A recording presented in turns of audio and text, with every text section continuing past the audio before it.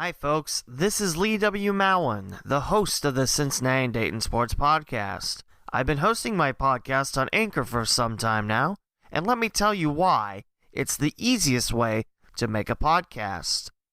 When you host with Anchor, you have creation tools that allow you to record and edit your podcast right from your computer or phone. Anchor then distributes your podcast for you so others can listen on Spotify, Apple Podcasts, and many more platforms.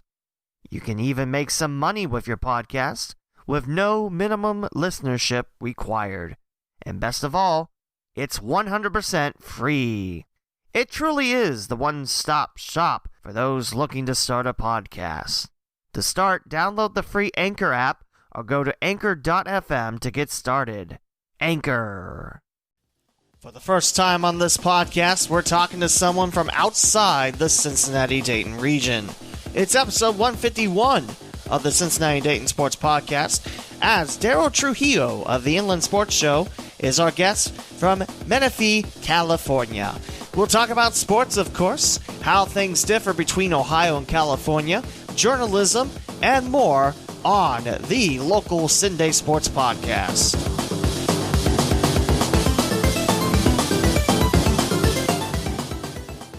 Welcome to the Cincinnati and Dayton Sports Podcast with Lee W. Mowen. This is a weekly podcast covering all sports in Cincinnati and Dayton, Ohio. From Lima to the Ohio River and northern Kentucky, from eastern Indiana to Madison County and all points in between, this is your source of local Cincinnati and Dayton, Ohio sports.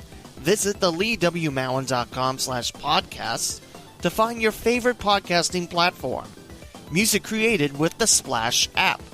Time for another episode with your host, Lee W. Mowen. It's episode 151 of the Cincinnati-Dayton Sports Podcast, and for the first time ever, I'm interviewing someone outside the Cinday region.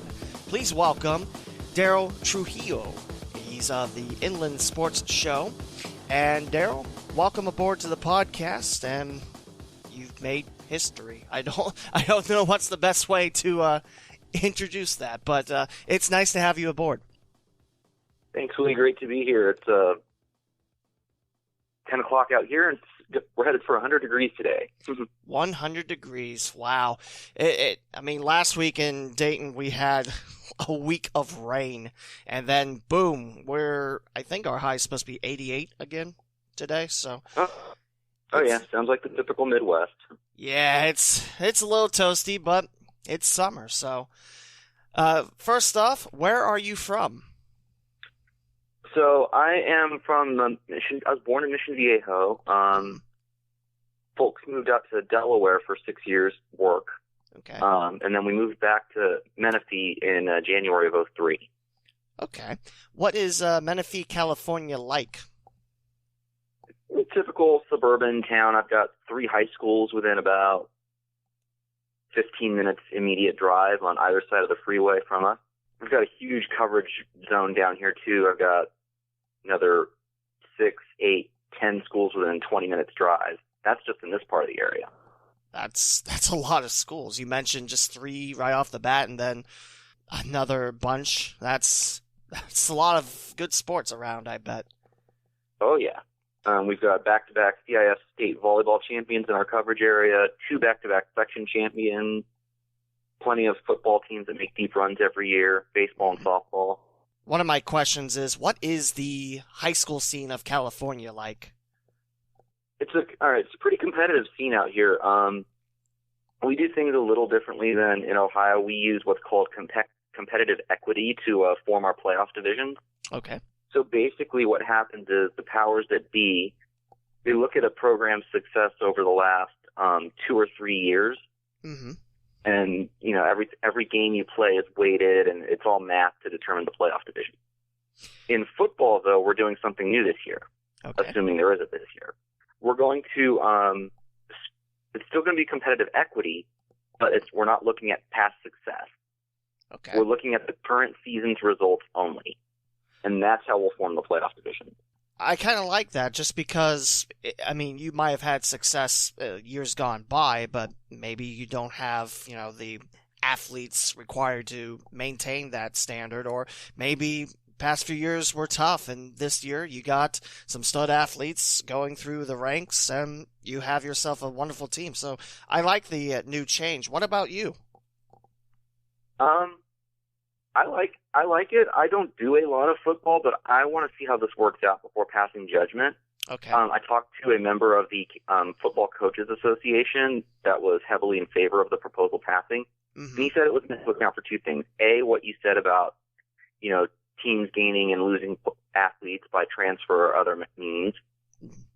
And then the other thing was, we've had issues here recently where playoff eligible teams don't get in to every division because they're only taking 2 automatics from each league.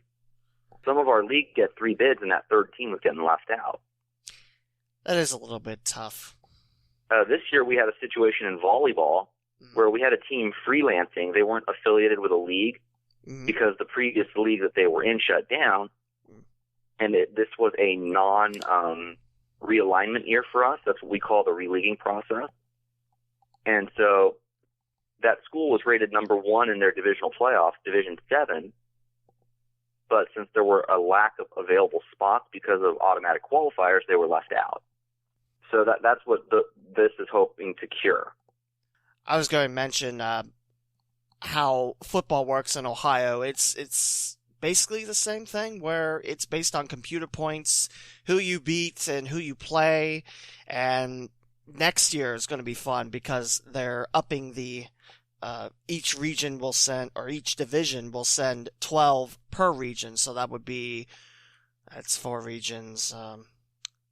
Is that 48? Yeah, that's 48. This is not a math podcast, but yeah, and it really depends, who you play. Last year we had a team in Ohio that went 10-0, but because most of the teams didn't fare so well, they were left out of the playoffs, and that caused a big stink last year. So that's really cool how similar the new system's looking to be in California compared to Ohio. Yeah, I'm excited to see how this will work. I'll probably do a little more football than I did in the past just because of that factor of, something new to the system, a new wrinkle in the mix. Mm-hmm. We've got 14 divisions of football just in the CIF Southern section, which is our governing section. Yeah, 14 divisions.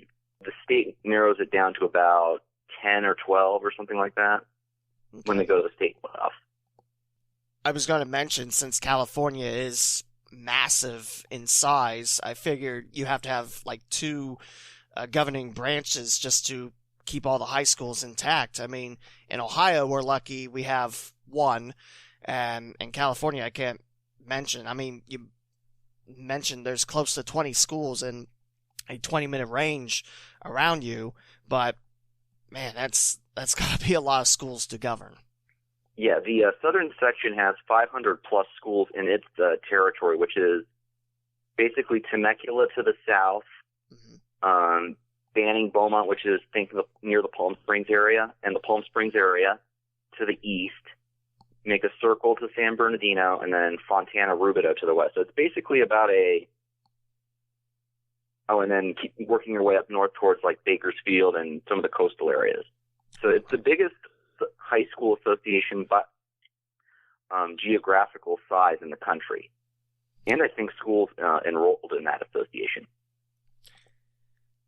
That's going to be a tough job watching over all those schools, but it's got to be a lot of fun too, just because you have so many teams and so many athletes.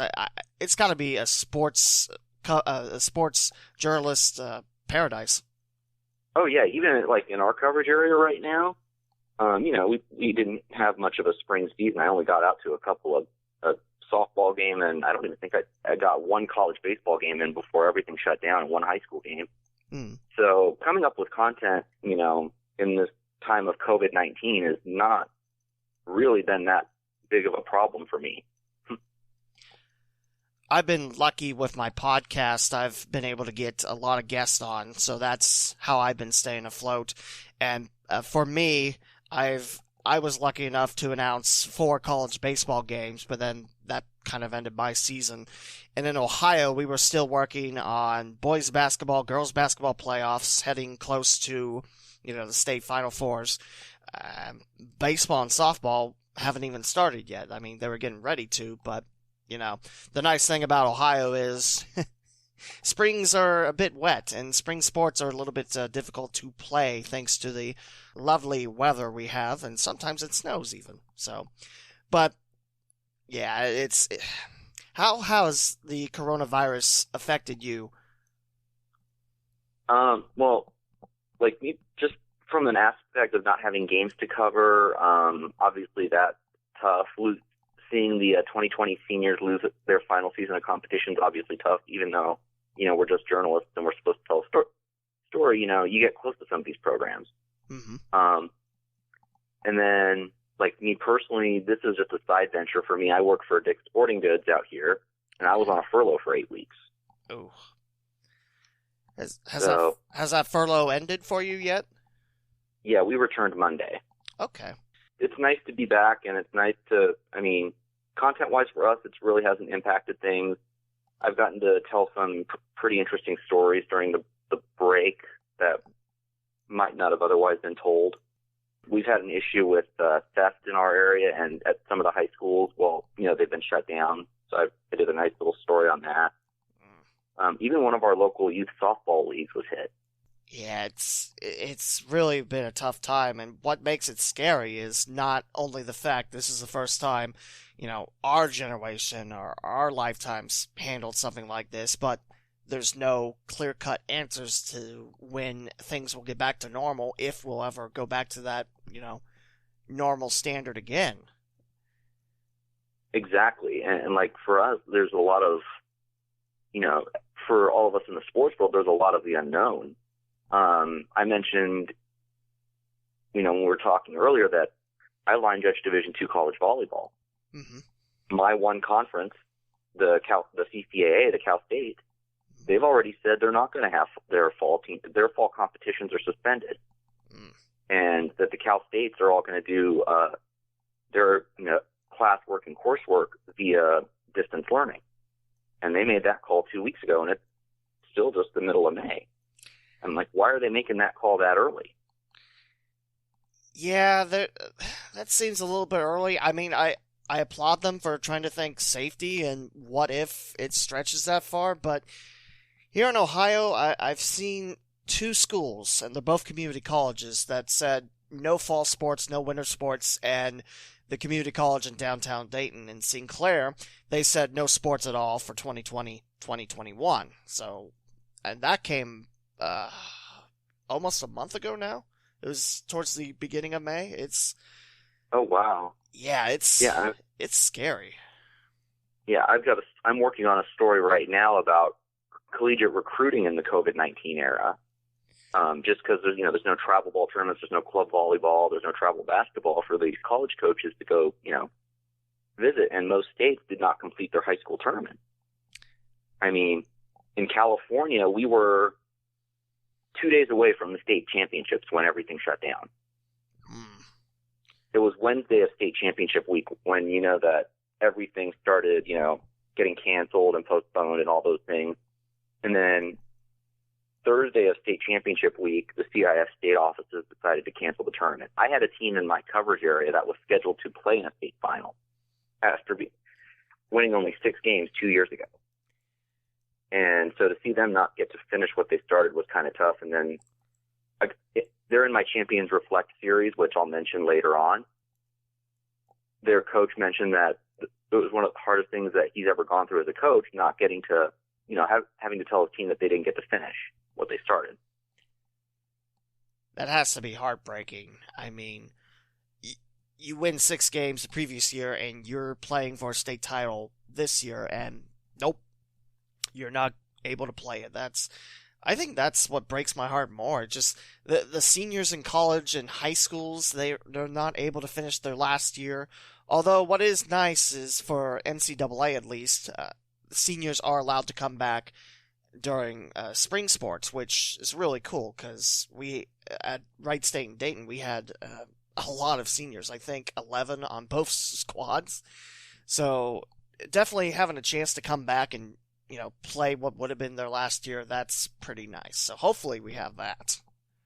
Yeah, the NCAA, they're doing the right thing. The NCAA is by giving them that 5th year of eligibility. Yeah. I mean, I have 2 Division I schools in my coverage area. I have a Division II, a Division III, and a couple of JCs.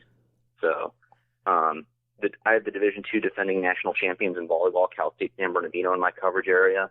Okay. So I'm kind of curious to see how many of those, but they're not affected by that rule.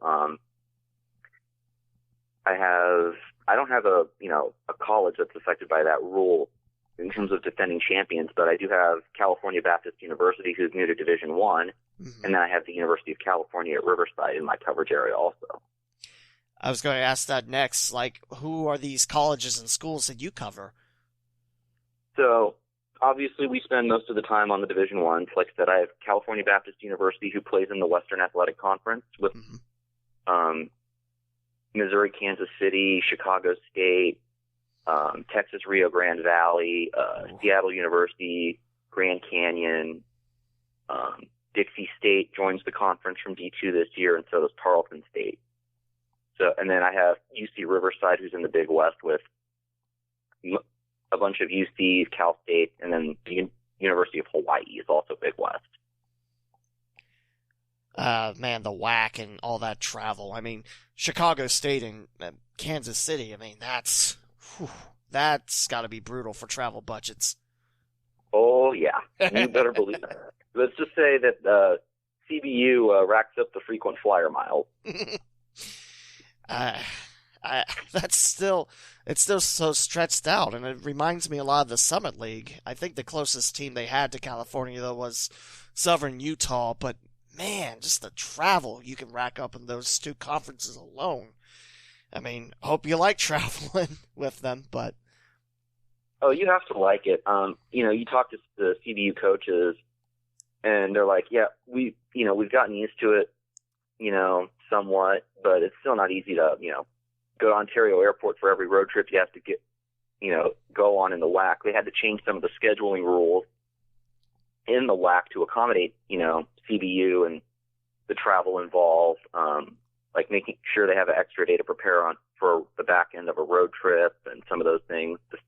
Like they went to Wednesday, Saturday in men's and women's basketball, and then in volleyball they did, Saturday, Monday, or something odd. They did a couple of very odd things last year to try something. I mean, hey, they tried something on that, but Monday sports, just the only thing I can think about Monday sports is it's either Monday Night Football or you're playing in a conference championship. I mean, it's something that you don't get to see a lot. No, it's not. And it's something I'm sure they'll figure out. I mean, Dixie and Tarleton coming in, we'll see what they decide to do next year. CBU, the WAC Board of Governors ruled CBU basketball to be eligible for the conference tournament this coming year in 2021, a couple of years ahead of schedule because, a typical transition from D2 to D1, that transitioning program is not postseason eligible for 4 years, right? Either for the conference tournament or the NCAA tournament. So the WAC giving them that nod is a big step in the right direction. Now let's talk about you, Derryl. How did you know you wanted to be in journalism? I actually took a pretty unique road to the press table. I was a golfer in high school, played 3 years of golf. Okay. I was my school's basketball scorekeeper for 10 years after I graduated. Full-time, I handled both varsity teams. I handled stats. I handled a lot of the sports information side of things. So I worked with our local reporters. And I guess you could say that was kind of my first introduction to journalism. So I guess that was my start. And when I got out of officiating high school volleyball because of a job conflict, I thought, okay, this is a nice way to stay involved. And then my bosses, Pep Fernandez and Jeff Gorham, offered me an opportunity to cover high school volleyball during the 2017 season. And then from there, we just started adding more stuff onto my workload. And I'm enjoying being on this side of the press table. Isn't it a great spot? We get in for free and we watch sport and we get to spread the word to the people. It's a great field. Exactly. I mean, I still keep my toe in the officiating pond by, like I said, doing lines, and I still ref club every now and again, but I'm mostly out of the officiating side of it and pretty well into this side of things. I will say, though, with the officiating side, it also adds another unique perspective as well. Just because you know, okay, this is what the rule is. I mean, I have to figure that would be something nice to read about as well. Oh, yeah. And I would encourage anybody who's, like, for your audience, I don't know what the Ohio officiating situation is like. I imagine there are shortages like there are all over the country. But, you know, if you've lost a job in the COVID-19 era, officiating is a great way to get back into the game that you might have played in high school or college and make a decent paycheck on the side. And you're right. I mean, it's a shortage here in Ohio, and I think it's nationwide. It's tough being an official for sports, you know, because then you have, you know, people that are just, they think it's life or death that you made that call. It's like, it's not. Let them call the game, and I'm sorry, it's just a pet peeve of mine. Oh, yeah. I mean, 4 years of high school volleyball, I gave less than a handful of yellow cards. I never went to red on a coach, ever. Okay. You'll find that, I mean, I'll tell your audience that most coaches, you'll find as long as you give them an explanation, they may not agree with the explanation of what you're calling, but, you know, give them an explanation, and if they're still a little irate, do the best you can to talk them down, but use the cards as the last resort. But we find that a lot of new officials are afraid to use their tool, in this case, their cards or their whistle. Don't be afraid to use your tools if you can't talk that coach off the ledge. You know, I always thought it'd be the other way around, where it's more of an overzealous new officials, like, you're walking towards me, here's a yellow. And personally, announcing and broadcasting volleyball, I think I've seen maybe 1-2 yellow cards. And for me, it's so weird seeing yellow cards and red cards in volleyball because I'm more used to it in soccer. And which I've seen plenty of yellow and red cards, and there's some great stories in there, but oh, I bet. But yeah, I mean, in college volleyball, you have to remember that down official is going to be a little bit better at talking to a coach than in high school, where in high school, a lot of the time, it's going to be a newbie that, you know, a rookie that just got their license that's having to talk that coach down. But at the same time, these are good situations, too. If someone wants to officiate for a long time, you know, you're going to need to be able to diffuse something, you know, without being overzealous or underzealous even. Oh, yeah, exactly. I mean, you've got to be able to communicate with the coaches, and you've got to be able to handle them without being able to having to use those cards or giving a coach a technical foul in basketball or dugout warnings in baseball or anything like that. The best officials are great communicators. Absolutely. And it's something that I feel is overlooked, too, just because you think officials are just there to make sure, you know, sports are played, but you got to be able to communicate. Exactly. Let me ask you, Derryl, what's your history of sports, and what was your first game you can honestly remember being hooked onto sports? Let's see. I was like I said, I played 3 years of high school golf. I come from a family of football players and wrestlers. Okay. My dad and my uncles all played football, wrestled in high school. I didn't go into the family business. I went my own way. I played golf in high school. But I grew up loving all sports. You know, baseball, basketball, softball I picked up when we moved out here. Same thing with volleyball. But some of my favorite athletes growing up, I'm a big Jamie Moyer fan. I grew up just outside of Philadelphia. Okay. So Philadelphia Phillies, Jamie Moyer, that 2008 World Series team in Philadelphia, Pat Burrell, those guys, Brad Lidge. Those were some of my athletic heroes growing up. Okay, I was going to ask some of your favorite teams growing up. The Phillies, that World Series team, that was a good Philadelphia squad in the NL. Oh, yeah. How about when you made the move to California? What were some of the teams that you instantly fell in love with? Or maybe it took time, but you got in the fanship of any of the teams nearby? I mean, obviously, you grow up and you're born in this part of California. You grow up an Angels and Dodgers fan, and even when we were back east, I still kept up with the Angels and the Dodgers. But that was really it. I'm not a big San Diego Charger fan for football or Rams now that we got the Rams back. Mm-hmm. But I'd say the Angels and Dodgers in baseball are my two biggest, I picked up since moving back here. The year the Angels won the World Series in 2002, I remember I was actually a freshman in high school. And so, the time difference, some of those first pitches were pretty late. Yeah. So I can remember watching a World Series game and then waking up at 4 a.m. to finish my homework the next morning. Can I just make a note? You said you were a freshman in high school in 2002. So was I. Yep. So we're about the same age. That's pretty cool. Scary thought, isn't it? Yeah, a little bit, but hey, there you go. Let me ask you about your involvement with the Inland Sports Show. How did that come to be? So it's kind of interesting, actually. Like I said, I was trying to figure out a way to stay involved since I had to retire from officiating because of a job conflict at the time. Mm-hmm. And I was rising up the pole pretty quick. So when they said, no, you can't do it anymore, I was like, oh, great. I have to give all this up. And I was still looking for a way to stay involved.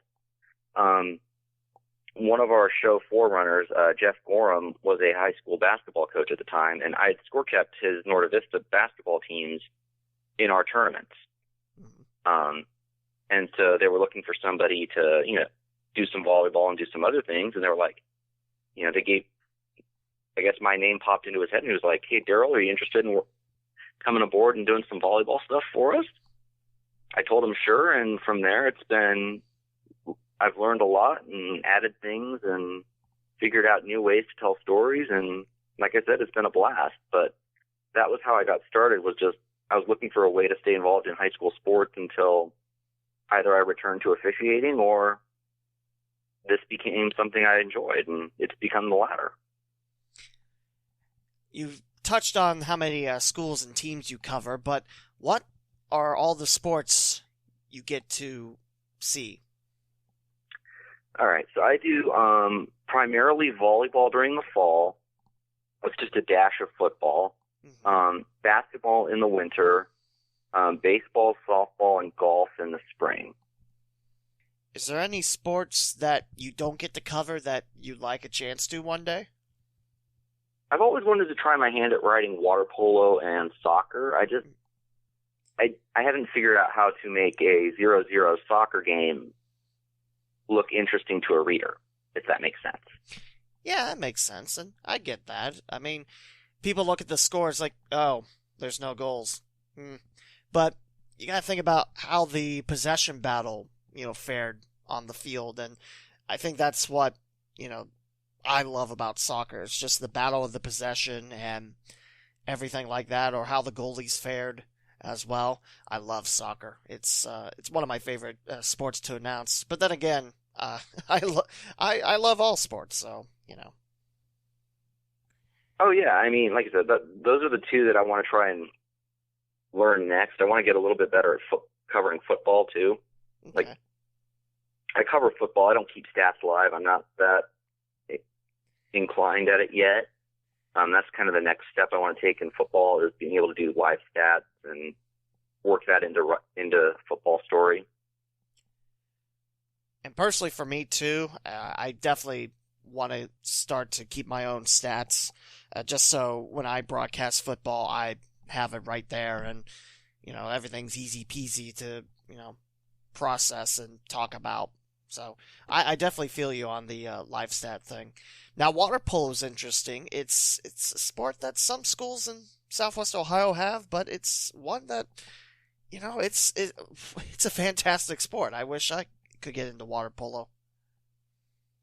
Yeah, pretty much all of our schools have it out here. I mean, even if your school doesn't have a pool, a lot of times they'll go rent an off-campus facility and they'll field it.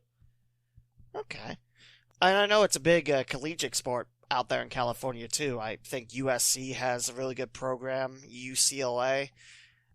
I know those are the two big ones I know that have water polo, but... Oh yeah, even some of your smaller schools have it, like your, like CBU is in that conference mixed in with the Division Ones, like the USC's, UCLA's of the world. They're mixed in with that group. Let me ask about your favorite stories you got to write. For any sport, any team, give me your favorite tales. All right. So last year was CBU's first year in Division One. Their first game in their men's basketball team's first game in the WAC was against New Mexico State, the defending champion. Mm-hmm. They beat New Mexico State that first game out. And I'm in the back room of the CBU Event Center, which is their gorgeous 5,000 seat on-campus arena, trying to interview the coach. Mm. And the battery on my phone decides to die in the middle of the interview. Oh yeah. I see the little, phone shutting down light, and I'm thinking, oh crap. Well, one of the CBU sports information guys was standing right next to me recording the interview for, I'm guessing, what they were going to write too. And I looked at my phone, I looked at him, and after we finished the interview, and I was like, Mike, can you please email me that sound file? Because my phone just quit in the middle of it.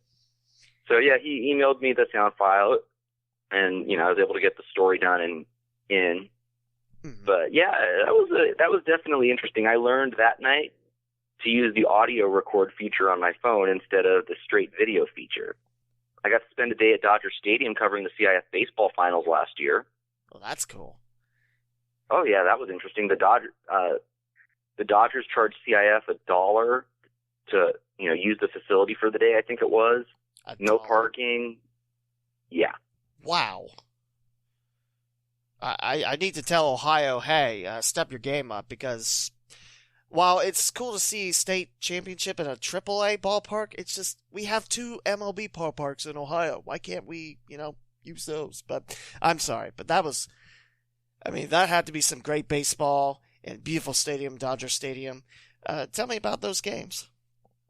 So I had a doubleheader that day. We had there were 3 games at Dodger Stadium. We split our baseball finals between 2 sites. Mm-hmm. So Divisions 1 through 3 get to use Dodger Stadium. Divisions 4 through 7 get to use the University of California at Riverside, or as we like to call it, the Plex. Where, ironically, Troy Percival is the baseball coach currently, the former Angels closer from that 2002 team. So at Dodger Stadium, I had Great Oak from Temecula, and I had Norco from the near Corona area, just a little south of Ontario. Okay. Great Oak won their game 7-0. It was the first title in school history, their second appearance, but it had been 13 years between appearances for Great Oak. Their starting pitcher threw a 1-hit shutout with, I want to say 9 strikeouts. Wow. And Great Oak scored 7 runs in the 4th. They sent 12 men to the plate in that 4th inning for the 7 runs. And then my second game that day actually had an extra inning game. Ooh. It was Norco versus Santa Margarita, which is a private Catholic school in the southern section. Okay. Went to 12 innings. Norco lost 1-0. Run came around and scored as a result of an error. But even for Norco, that was their first finals appearance in 15 or 20 years, I want to say. Wow. And you'd think Norco, when you think Norco High School, you think your mind immediately jumps to softball. Mm. But people don't know they've been a solid baseball program in our area for a lot of years. That Big 8 league in baseball and softball is no joke. It's among the best in, I would venture, the nation. Wow.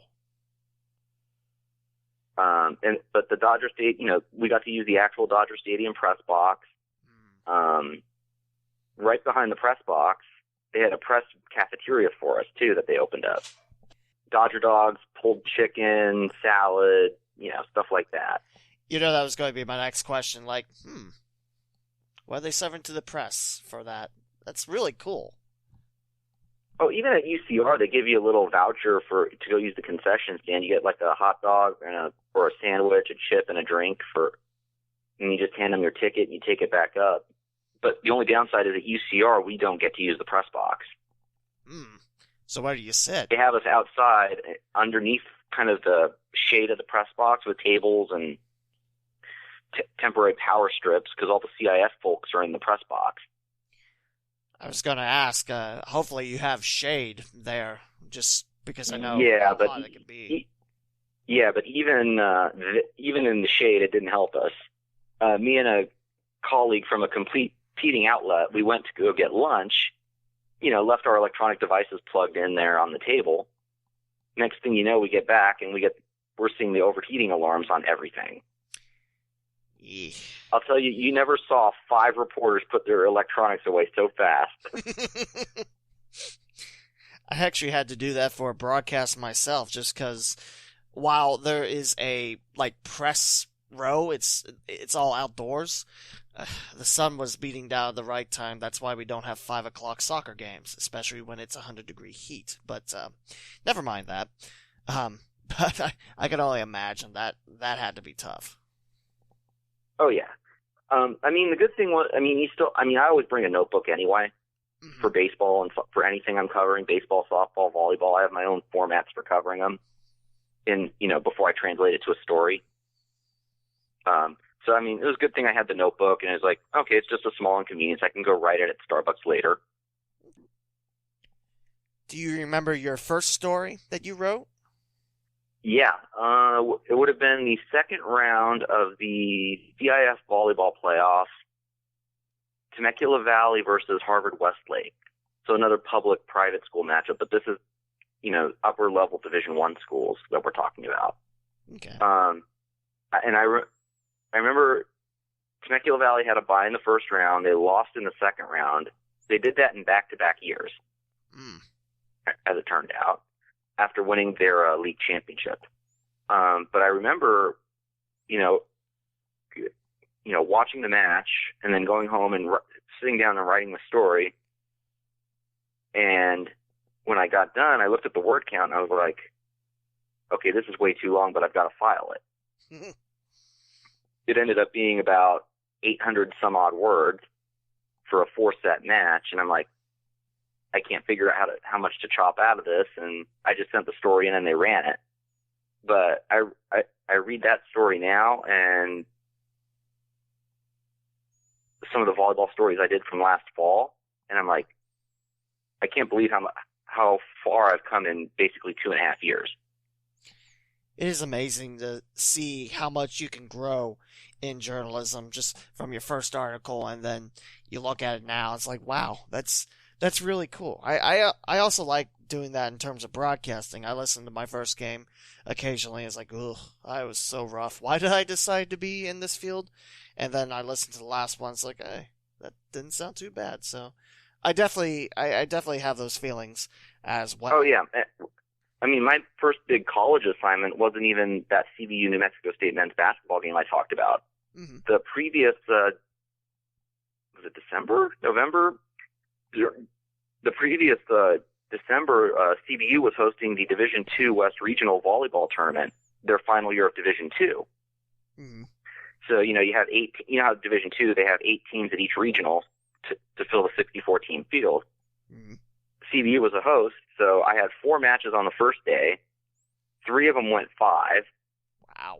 And and I had to write 2 of them because they had local teams. Yeah. And, after each match, you're running from the press room to the scorer's table, from the press room to the scorer's table. And actually for us at that site, that was where the cafeteria was too. So if you wanted to eat, you had to make sure nobody was doing press conferences in there. That doesn't sound like too much fun. You're hungry, but then they're having interviews. Like, don't mind me, I'm just getting my food. But yeah, most of us, we were all eating, we all ate at the same time. It was usually press conference, grab 2 slices of pizza, and then run back to the scorer's table. I know you were talking about collegiate volleyball, but when California has high school volleyball tournaments, do some of the colleges allow their gyms to be used, or what's the setup for that? For us, the state finals are held at a junior college out here called Santiago Canyon. Okay. And then the section finals are held at Cerritos College, another junior college, or campus venues. Okay, so home venues type of thing. Yeah, exactly. So we have 9 divisions of volleyball in the southern section. Cerritos typically will only host 3 of them, Division 1 and then 2 others. Mm-hmm. Actually, in this case, did they do 4 this year? I think they did 4 divisions at Cerritos this year. And then the rest at campus sites, which actually Division 9, Avalon, Catalina Island made it to the finals, and they got to host. And Division 9, is that the smaller schools in California? Yes, that's our smallest in the southern section. So okay. Cornerstone Christian from the Wildemar area, which is actually about 20 minutes west of me, mm-hmm. They had to go make that boat ride on a Saturday morning. They actually stayed over on a Friday. Huh. They boated over on a Friday, stayed Friday night, and then played at 10 o'clock in the morning. They were the first final up on Championship Saturday. He said they had to take a boat to get there? Yep. That's cool. We call it the greatest home field advantage in the southern section. I mean, I have to assume that boat trip's pretty cool as well. Oh, yeah, the kids love the boat trip and getting to miss that day of school, obviously, to stay over. A lot of teams, when they go over for, Catalina, it pretty much becomes an all-day adventure. Or when Avalon comes to us, it becomes an all-day adventure for them. Now, we've talked a lot about teams and games, but are there any athletes and coaches that you really enjoyed working with over the past few years? Oh, yeah. My best friend, one of my good friends from when I was at Woodcrest Christian as a program assistant for volleyball, mm-hmm. is the girls volleyball coach at Ontario Christian, Paige Liebhart. Okay. Her team won back-to-back section and state championships, and her and her program have been some of my favorite, interviews and stories to write. Stephen Koss at Paloma Valley, their volleyball coach, has been one of my favorite interviews. I get some of my best from volleyball, some basketball, obviously, but those are the ones that stick out to me. Matt Dale at Paloma Valley, their coach, and his team, they're the one that went from 6 wins a couple of years ago to the state finals. They've always been good to me in terms of interviews. But, yeah, I mean, there's not one that, sticks out in the top, Usually, for us, we think, oh, that player or that coach gives really good example. But, to me, it's about telling a story, and it's they all mix together, but none of them, stand out, off the top of my head, if that makes sense. No, I get that. I asked the question mainly just because coaches and athletes, they're, when they help us out a lot, it's always, they do their best and they always give 100% for us. And it's really cool to learn about them and how they felt about what just happened on the court or in the field.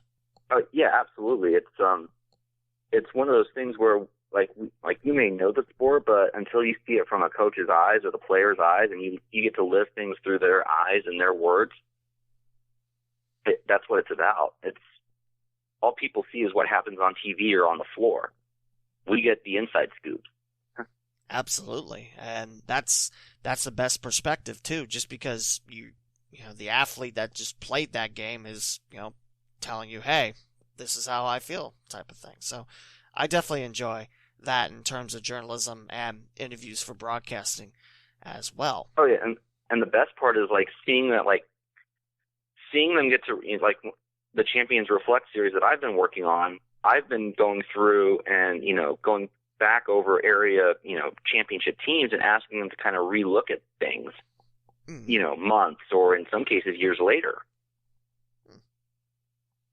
I have, coming up this week, I have a team from 2017 that won a CIF title in softball.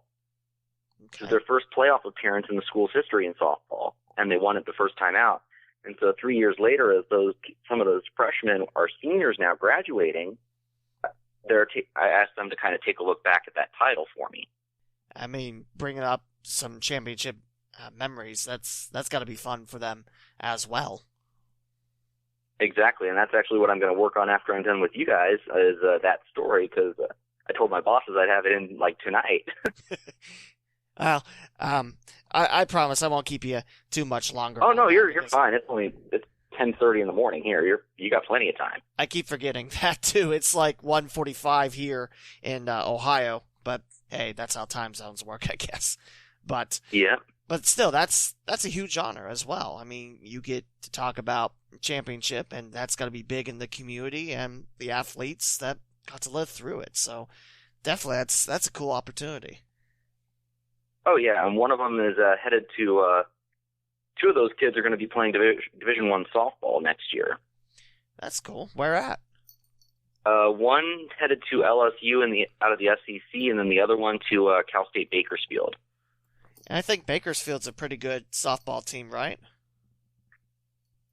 I believe so. I'm not extensively familiar with their softball history, but okay. I know they've been pretty good in some of the other sports over the years. This will be Bakersfield's first year in the Big West.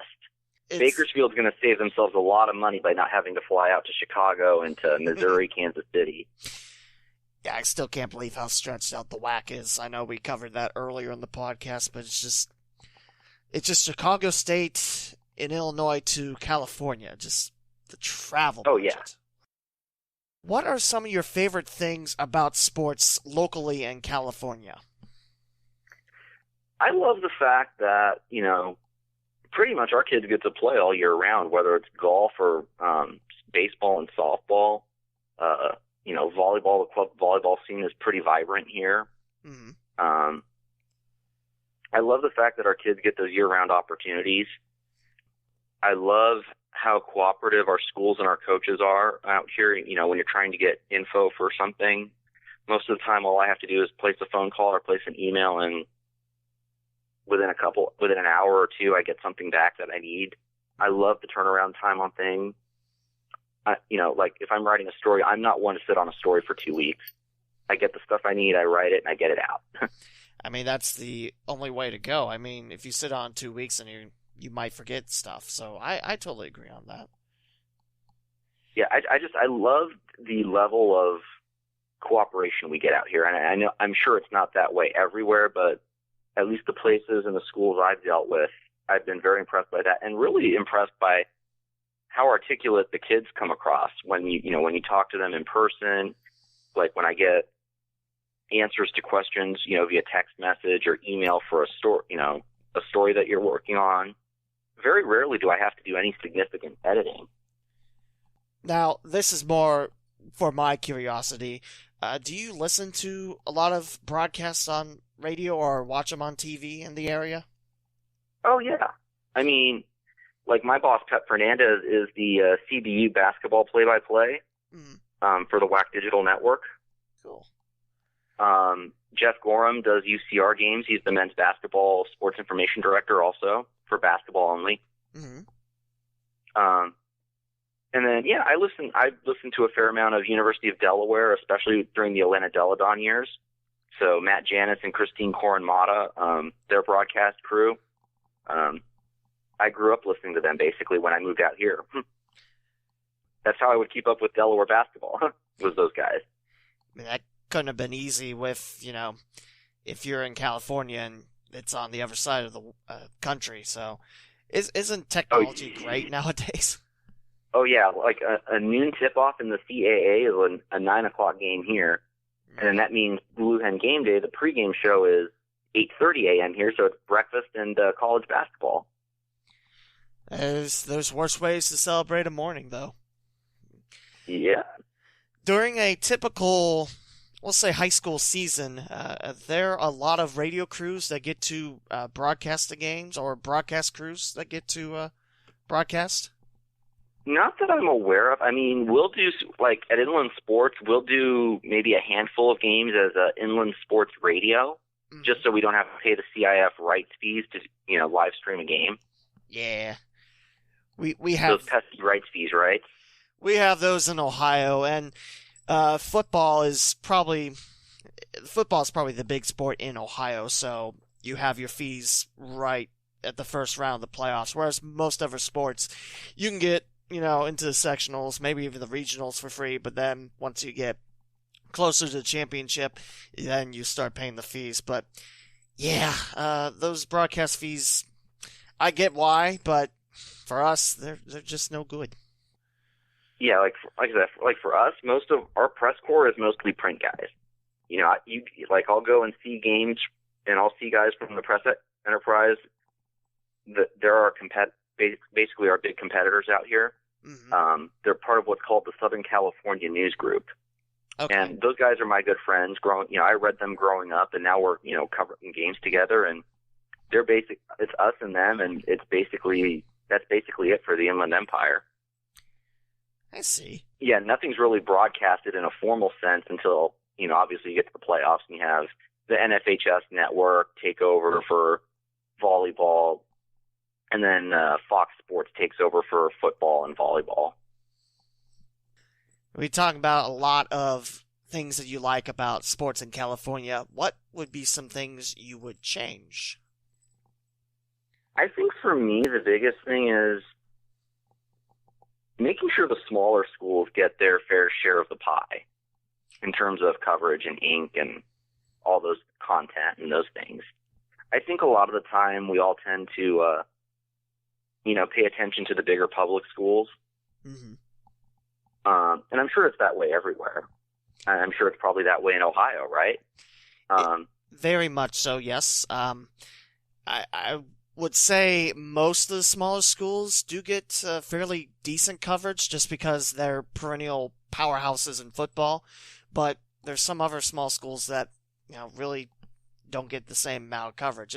It's tough, especially in Southwest Ohio, since you have so many schools that carry the sport, and you have so many people that can go out there. So I understand that, but I definitely appreciate the vibe that you just mentioned, like smaller schools getting a nice share of the pie. And I mean, a lot of us, we look at a smaller school and we only look at a smaller school team when they're successful, which I guess is the way it should be. And the good programs deserve the coverage, but there's stories all over in the smaller schools that they're producing good athletes too. And I feel like we neglect to pay attention to them as much as a larger public school. I definitely understand that, and it's something that I change around here too, because from small schools to big schools, you have great athletes. Although I will say most of our small schools are like farm towns that have maybe, 100, 200 people. But again, that's a school district that gets a lot of coverage just because in the northern part of the Dayton area, those are really, really big bruising football teams up there. But definitely, there's got to be a better way to make sure smaller schools and bigger schools get, same amount of coverage, and private and public schools as well. It's a tough thing, but I totally understand that. And in this era of, most sports departments not having maybe a full-time editor and then a bunch of freelancers, that's just not an easy way to go about it, but it's the world we live in 2020 right now. Absolutely, especially with the coronavirus, and you mentioned you were furloughed for 8 weeks, and myself, I've been out of a job since mid-March, so it's tough. Absolutely. I was telling my store team yesterday when I got back to work, I was like, missing you guys was getting pretty real the last couple of weeks. How else has the coronavirus affected your job? I feel, definitely an increased use of email and text messaging to get stories done, as opposed to shooting digital content for our YouTube channel at Inland Sports. I focus mostly on the writing, but obviously there's stuff I would have wanted to do via YouTube that I couldn't just because of the coronavirus and restaurants being shut down and, not having places to shoot outside and all those things. What are you most looking forward to when the quarantine ends in terms of sports? When we get back, I'm looking forward to that first time hearing the national anthem at a game and just standing there with your hand over your heart and just making sure we remember who we are as Americans, and just being grateful to be out there again. I feel like a lot of us have taken, this was mentioned, I read somewhere that a lot of people in the sports world have taken for granted, hey, we're going to have a game. We're going to have a next season. We're going to have a next week in terms of a game to be played or a game to cover. And I think maybe this has taught us that we appreciate each game for what it is, and that we stop looking ahead to the next assignment even while we're at the current one. I know we're guilty of this as officials. We'll sit in the locker room and talk about where we're going. Say it's a Friday night match, and you're working on a Saturday, and you're talking about where you're going on Saturday. Are you really enjoying that Friday night match you're working? Probably not, because you're looking forward to your next one, even while you're out there. And I feel like, I don't want to say I've taken sports for granted, but, I'm definitely going to have that same attitude when I get back to work. It's just, I'm excited to be at this game, and I'm, happy to be broadcasting, announcing, and I'm just hoping we get sports back soon, because I'm ready to go back to work. But out here, I can tell you, I think we're going to have high school football. I'm just not sure what form it's going to take. Mm-hmm. I can tell you that one of the local football officials associations has started to assign officials to their games for the fall. So the Orange County Football Officials Association, so Anaheim, that area, they started assigning their officials already. That's pretty nice. I can't say if Ohio's done that for officials, but I will say that the OHSAA, the main governing body in the state, they have started to allow voluntary workouts again with, the proper, coronavirus prevention techniques. So I feel like we will have high school football. It's the big sport in Ohio to talk about, football, but at the same time, we still have a long way to go. So I'm hoping we just continue the right path, and we will have football starting up in August. Yeah, our week 0 here is August the 21st. Okay, I believe that would be either the last preseason week or the first regular season week. I'm trying to think when the actual season starts. I'll know it when I go to Cincinnati, but yeah, that's about the same timeline for us here in Ohio as well. Our rules say though you have to have 14 days of team practice and all these things before you get going. So okay. Yeah, I'm interested to see if we'll have those week 0, week 1 games. The fact that Orange County officials are getting assigned for football leads me to believe that there's hope of that. I saw one team in Northern California was cleared to start strength and conditioning stuff, I think this morning, if memory serves. Okay. It was either this morning or yesterday morning they were cleared to start. Hey, that's a nice sign as well. Yeah, we're seeing signs that, teams being cleared to go back and start working out. I think for us, the biggest thing is, it'll be when do we see travel softball? I think that's the next big thing. When do we start seeing Triple Crown tournaments and Premier Girls Fast Pitch tournaments? When are those returning to the calendar? Because then that's going to lead us to everything else. Now, in terms of sports and media in the future, what would you like to see? I think we're in a good spot. Boy, that's a good question. I think we're in a good spot. I think we're doing pretty well. As an industry, I know there are some papers and outlets that have shut down or drastically scaled back the sports departments. But I think I'd like to see us get younger. I think, and this is my officiating background coming into it. As officials, you notice the pool of officials is getting older, right? Right.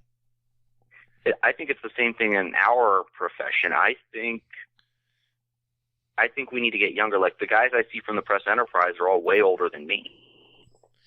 But they're veterans of this business and they've been around for a while and they love it. I feel like I think that's the big thing I want to see. Is I want to see us get younger as a group. I want to be able to go to a game and be the old guy covering it, not being 32 and being the youngest guy covering that game.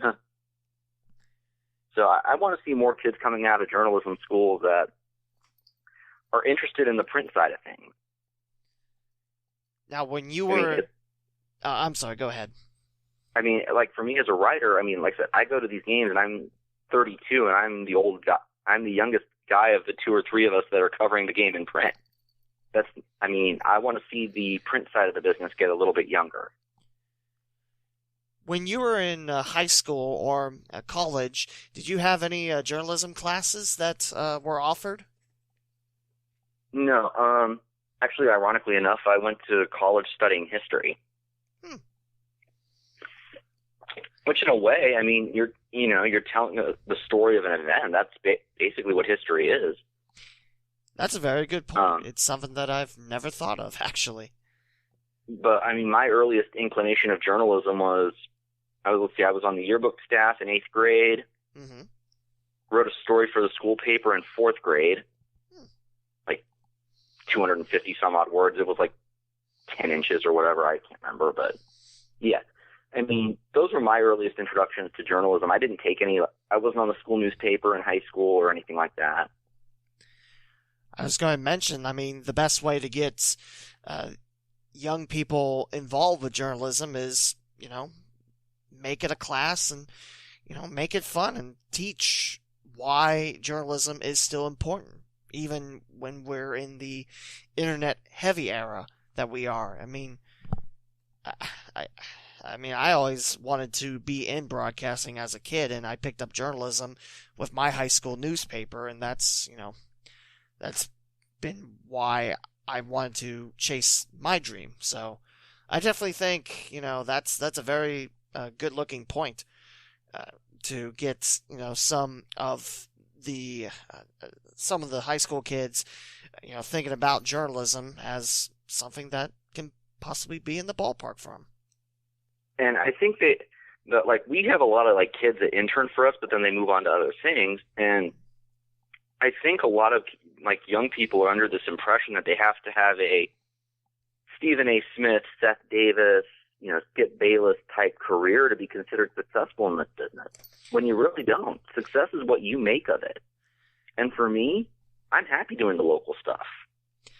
And I don't need to be on that national stage to be happy. I mean, it's the same thing as an official.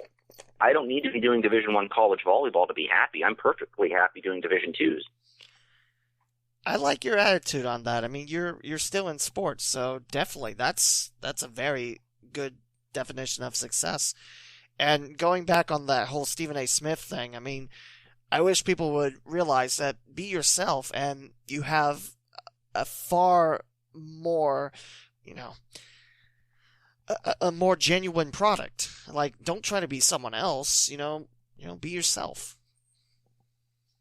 Exactly, and that's what it's about. It's about being yourself and telling stories and just enjoying what you do. I mean, sure, there are nights where it gets, tedious. I mean, I've done double headers before. I've done softball at 3:00 and a high school state basketball playoff game at 7. I've done a college baseball doubleheader where we've played at both stadium sites.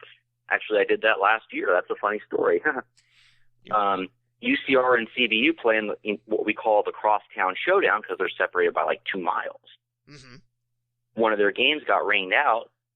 It was the Saturday game of the series, I believe. So they had us play a doubleheader Sunday, 1 game at each stadium site. And so we had to, after game 1, we had to move from the Plex to CBU's Topman Stadium, not to mention write our game 1 stories. Man, that's got to be a rush doing that and being part of a Crosstown Showdown even. I mean, in Cincinnati we have a great one in UC and Xavier, and they're like 7 minutes apart maybe. They're not too far apart. And I wish we had something like that in Dayton, but we don't. But that's is the basketball rivalry between UC and Xavier coming back on the men's side? Because I remember there was that one year they had the brawl, and then it was halted. right? Yeah, but they ended up playing that next year anyway. That brawl was bad, but then they were talking about, let's just move it to U.S. Bank Center, which, that sounds nice and all, but the problem is it hasn't been updated since 1997, and it's an arena that's been open since the 1970s, so, yeah. Luckily, they got everything ironed out, and UC and Xavier were able to, keep the rivalry going. 1 year at Xavier, 1 year at Cincinnati. I mean, it's a great rivalry too. I love listening to those games on radio. It's pretty much Cincinnati right there. It's prime Cincinnati sports. I mean, I'm glad that they were able to fix clean up the issues that whatever happened in the rivalry. I just hate seeing rivalries die, and that's why I asked, because I just remembered that brawl from a few years ago, and it was basically the front page on ESPN that night when it happened. Let me tell you about Wright State and Dayton. That's two D1 schools in this town, and they're separated by, let's say, 20 minutes. They were playing in the Gem City Slam, because this is the Gem City, and apparently it's named after a racehorse, which I don't know why. But they played until 1997, and then the series just broke off, and they haven't played in men's basketball since. And as of late, Wright State and Dayton haven't played much of anything against each other. In fact, this year is supposed to be like the first year Wright State and Dayton weren't even scheduled on the college baseball schedule. And I was just, when I saw that, my jaw hit the floor. It's like, Wright State's not even playing Dayton this year? But, yeah, that's a rant for another day. And let me tell you, there's some strong feelings both sides about that rivalry. There's some people that want it and think one of the teams doesn't want to play it because they're afraid to lose. And there's the other side that think that the other team is not even worth their time of day. So, yeah, it's a hot topic that is brought up about once every 3 months here in Dayton. And it's nowhere close to being absorbed or solved, I should say. So, yeah. Are you, how far are you from Bowling Green that cut their baseball team last week? I'm about 2.5 hours away, but, man, that broke my heart, because Bowling Green was a common foe for Dayton and Wright State baseball, so I normally see the Falcons, once a year on the baseball diamond, and of all the schools to cut baseball, Bowling Green wouldn't have been the team, I guess. I'm glad Akron bought their team back, but I was also worried that they decide, nah. I mean, they're led by former Cincinnati Red and Chris Sabo, sorry. Oh, but isn't Akron fielding baseball, but it's not on scholarship, right? I don't know that question. I thought they were going to bring back scholarships eventually. Maybe the first year, they build it up, but that's a very good question, and I don't know that one, unfortunately. Oh, okay. And then just because I saw Akron cut a couple of sports too, men's golf and was it cross country and tennis? I think they cut last week. Yes, they cut 3 sports. I mean, that's been a bad theme that I've seen during this pandemic as well, and I'm always worried that, Wright State and Dayton do that. I mean, UC cut their men's soccer team, and they've been a thing since the 70s. And that was the first one I saw. Yeah, and that surprised me, just because of the fact how big soccer is becoming in Cincinnati. And you have a pro team playing at UC until their new stadium's built up for next year. And that broke my heart, and there was a lot of anger towards that, but it's not easy to say, hey, we have to cut a sport. So no, it's not. I mean, I feel horrible for the athletic directors and the coaches in that position. I mean, Furman cut baseball last week. Chicago State's on the chopping block right now for baseball. Oh, yeah, the Furman one surprised me because they're pretty good. I mean, they're also a common foe for Dayton, but normally it's at Furman. Because it's normal. Oh, yeah, you're going to South Carolina, you're going on the ocean. I mean, why come up there? I mean, it's like for CBU, they're making the transition, but they get a lot of East Coast teams to make that trip west, especially those first couple of series of the season when everything is still snowed in. And I don't blame them. I mean, would you rather be in Blizzard Town, USA, or go out to California, or the South where it's warm? I'd probably pick the latter, California, and the warm South. Have you read that proposal from that group of college baseball coaches that wants to extend the baseball season through the 4th of July? They have a proposal to start later and then end around the 4th of July with the World Series. No. I've read the proposal that soccer wants to do. They want to kind of have like 2 seasons, one in the fall, one in the spring. But baseball, that's a new one on me. And it would certainly help the northern teams because February is normally a trip down south, and sometimes we'll have a home game scheduled for like the last week of February, and it never gets played. So, I don't think I would hate that. I mean, it kind of mess up my schedule a little bit, and also what would become of summer collegiate baseball if the athletes playing college baseball can't get to those teams? What's happening to them? Yeah, there were definitely a couple of questions in the proposal that I had, but overall I liked what I read. I mean, it's on D1 Baseball, one of the Division I baseball sites. I'll have to send you the link if I can find it again. Please do, because I'm interested in that. And, there are a couple of questions that come immediately to my mind on it, but it would definitely help out, like the schools in Ohio and Michigan and the Midwest. I mean, there's no guarantees that we won't be hit with tremendous amounts of rain and storms, but hey, it's better than blizzard. Which, by the way, I'd rather take my chances with rain and thunderstorms than a field stop, under 6 inches of snow. Can I tell you a story about playing in the snow? Go ahead. I think it was last year, and Dayton's hosting Ball State out of Muncie, Indiana, so not too far away from Dayton.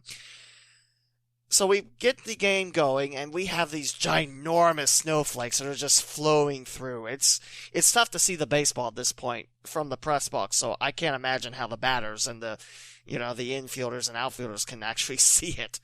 But we get through an inning, and then the second inning, the umpire's like, nope, we're done. The snowflakes are too big. I was like, Which I totally understand.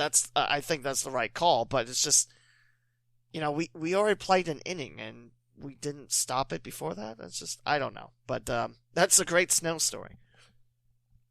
Oh, yeah. I mean, I've never been a part of anything like that. I haven't had anything that's, been rained on or postponed or anything like that. I mean, we've had weeks where, okay, so one of our high school baseball leagues here wanted to try to go to three games a week this year. Okay. All against the same opponent. So kind of like a 3-game series? Yeah, basically. Okay.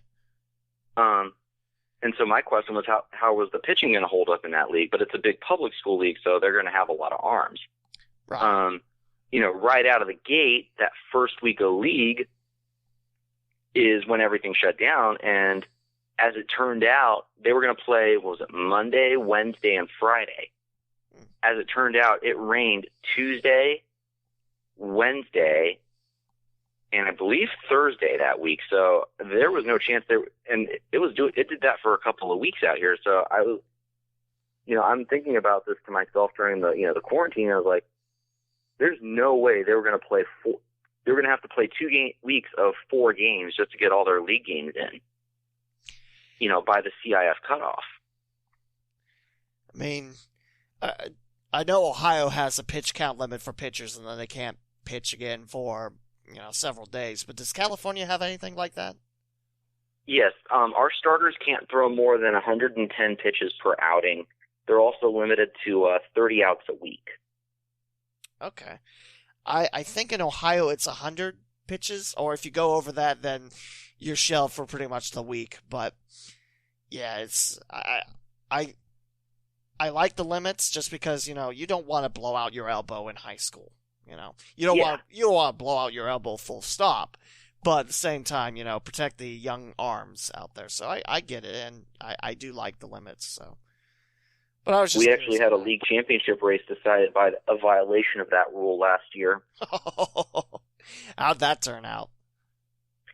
So it was the first and second place teams in the league, or second. There was going to be some kind of weird tie if one of the teams won. Mm-hmm. One team's scorekeeper had the starting pitcher at, was it 128 pitches, I think it was, while the other team's bookkeeper had it at 110, had him hitting the limit and then getting out.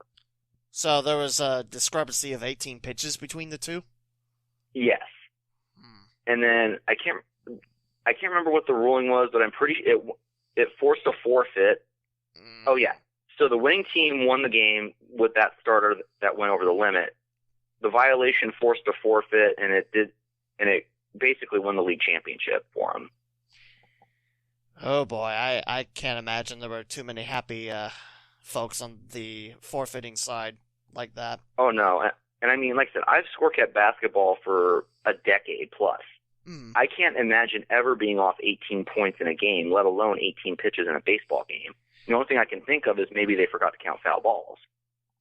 Which is possible. I mean, humans make mistakes, and I get that, but 18 pitches, I mean, I can get a couple, but just 18, that's a big discrepancy. So Derryl, how can people follow your work and you on social media? All right, my stories can be seen on the Inland Sports website, inlandsports.wordpress.com. Mm-hmm. On Twitter, I am Trujillo Derryl, and then at Instagram, it's just Derryl Trujillo. Now, I skipped a question, but for those interested in joining the journalism field, what advice can you give those folks? I'd say don't be afraid to learn. I think that's the biggest thing for me. I mean, this whole thing has been a learning experience for me. I mean, I didn't go to journalism school. I wasn't in journalism in high school. I'd say just don't be afraid to learn. Don't be afraid to pick the brains of those around you who have been in this business for a while, for advice on how to handle things, or, advice on editing a story. I mean, I'm in a NASCAR Facebook group, and one of the guys there is a sports writer in Michigan, and I'll bounce story ideas off and have him look at stories all the time. If we all need a second set of eyes on things, and especially if you stared at the same 600 words 5 times, it's like, hey, can you look at this real quick and tell me if you have anything for me? Just don't be afraid to ask questions and pick brains and just learn with it. Ultimately, we're all learning every time we go out there. I forget who said it, but they mentioned if you don't learn anything in a day, it's not a good day. So I definitely love that piece of advice. And like you mentioned, this whole quarantine is a learning process. Like, how do we get better in a time where there's no live sports going on, or they're slowly coming back? So, Derryl, I definitely love that answer. Thanks, Lee. I thought it was a good one. Yeah, I've enjoyed this interview, and definitely I recommend giving Derryl's work a look over. It's very good stuff, and also have to thank Connecting SW on Twitter for networking with all of us. I mean, that's a great Twitter account. If you're a broadcaster, writer, podcaster, anything of the sort, again, it's Connecting SW on Twitter. So. Oh yeah, that account's been great to follow, and just seeing the ideas and the suggestions that everybody else has that's been around the block a few times, even though this is new to all of us. I'm sure, we all have had off seasons to try to kill with content, but they've been great about keeping stuff up that helps all of us. Absolutely. I mean, it's one of my favorite accounts on Twitter, so definitely recommend it on there. And Derryl, thank you so much for giving me your time today. And it's been a lot of fun learning about sports in your part of the world, Menifee, California, US of A. Been a blast, Lee. Thanks for the opportunity. No problem. Any final words before we wrap up episode 151? No, I mean, just whenever we do get back, let's remember to enjoy what we're doing and not get so caught up in the next thing we're doing. That's also a nice way to end the episode. He's Derryl Trujillo of the Inland Sports Show, and that will do it for episode 151 of the Cincinnati-Dayton Sports Podcast, and we'll talk to you again for episode 152.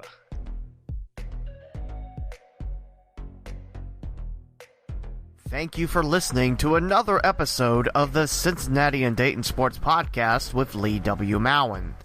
To subscribe to the podcast, please visit theleewmowen.com/podcast.